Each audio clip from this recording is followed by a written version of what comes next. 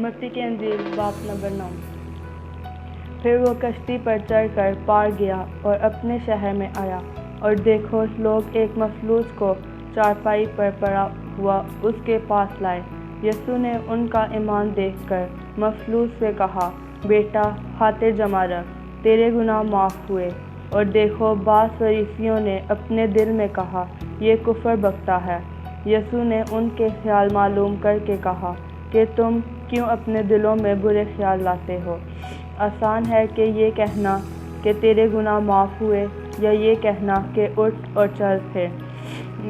لیکن اس لیے کہ تم جان لو کہ ابن آدم کو زمین پر گناہ معاف کرنے کا اختیار ہے۔ اس نے مفلوج سے کہا، اٹھ، اپنی چارپائی اٹھا اور اپنے گھر چلا جا۔ اور وہ اٹھ کر اپنے گھر چلا گیا۔ لوگ یہ دیکھ کر ڈر گئے اور خدا کی تمجید کرنے لگے، جس نے آدمیوں کو ایسا اختیار بخشا۔ یسوع نے وہاں سے آگے بڑھ کر متی نام ایک شخص کو مصلوب کی چوکی پر بیٹھے دیکھا، اور اس سے کہا، میرے پیچھے ہو لے۔ وہ اٹھ کر اس کے پیچھے ہو لیا۔ اور جب وہ گھر میں کھانا کھانے بیٹھا تھا تو ایسا ہوا کہ بہت سے مصلوب لینے والے اور گنہگار آ کر یسوع اور اس کے شاگردوں کے ساتھ کھانا کھانے بیٹھے۔ فریسیوں نے یہ دیکھ کر اس کے شاگردوں سے کہا، تمہارا استاد مصلوب لینے والوں اور گنہگاروں کے ساتھ کیوں کھاتا ہے؟ اس نے یہ سن کر کہا کہ تندرستوں کو طبیب درکار نہیں بلکہ بیماروں کو۔ بلکہ تم جا کر اس کے معنی دریافت کرو کہ میں قربانی نہیں بلکہ رحم پسند ہوں، تاکہ میں راست بازوں کو نہیں بلکہ گنہگاروں کو بلانے آیا ہوں۔ اس وقت یوحنا کے شاگردوں نے اس کے پاس آ کر کہا، کیا سبب ہے کہ ہم اور فریسی تو اکثر روزہ رکھتے ہیں اور تیرے شاگرد روزہ نہیں رکھتے؟ یسوع نے اس سے کہا، کیا باراتی جب تک دولہا ان کے ساتھ ہو ماتم کر سکتے ہیں؟ مگر وہ دن آئیں گے کہ دولہا ان سے جدا کیا جائے گا، اس وقت وہ روزہ رکھیں گے۔ کوڑے کپڑے کا پیوند پرانی پوشاک میں نہیں لگتا، کیونکہ وہ پیوند پوشاک میں سے کچھ کھینچ لیتا ہے اور وہ زیادہ پھٹ جاتی ہے۔ اور میں پرانی مشکوں میں نہیں بھرتے، ورنہ مشکیں پھٹ جاتی ہیں اور میں بھر جاتی ہے، مشکیں برباد ہو جاتی ہیں، بلکہ نئی مشکوں میں بھرتے ہیں، اور وہ دونوں بچی رہتی ہیں۔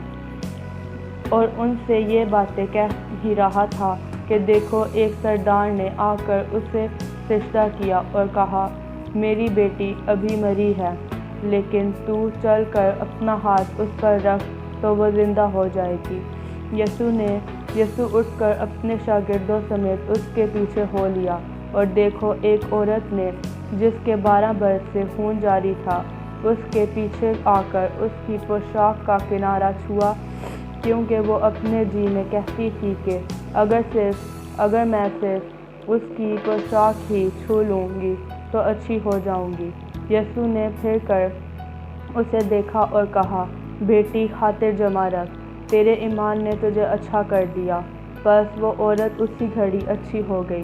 جب یسوع سردار کے گھر میں آیا اور بانسری بجانے والوں کو اور بھیڑ کو گل مچاتے دیکھا تو کہا، ہٹ جاؤ، کیونکہ لڑکی مری نہیں بلکہ سوتی ہے۔ وہ اس پر ہنسنے لگے۔ مگر جب بھیڑ نکال دی گئی تو اس نے اندر جا کر اس کا ہاتھ پکڑا اور لڑکی اٹھی، اور اس بات کی شہرت اس تمام علاقہ میں پھیل گئی۔ جب یسوع وہاں سے آگے بڑھا تو 2 اندھے اس کے پیچھے یہ پکارتے ہوئے چلے کہ اے ابن داؤد، ہم پر رحم کر۔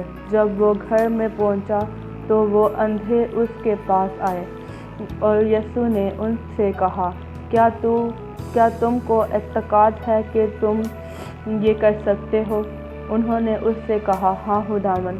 تب یسوع نے ان کی آنکھیں چھو کر کہا، تمہارے اعتقاد کے موافق تمہارے لیے ہو۔ اور اس کی آنکھیں کھل گئیں، اور یسوع نے ان کو تاکید کر کے کہا، خبردار کوئی اس بات کو نہ جانے۔ مگر انہوں نے نکل کر اس تمام علاقہ میں اس کی شہرت ہلا دی۔ جب وہ باہر جا رہے تھے تو دیکھو لوگ ایک گونگے کو جس میں بدرو تھی اس کے پاس لائے، اور جب وہ بدرو نکل گئی تھی تو گونگا بولنے لگا، اور دونوں نے تعجب کر کے کہا کہ اسرائیل میں ایسا کبھی نہیں دیکھا گیا۔ مگر فریسیوں نے کہا کہ یہ تو بدروحوں کے سردار کی مدد سے بدرو نکالتا ہے۔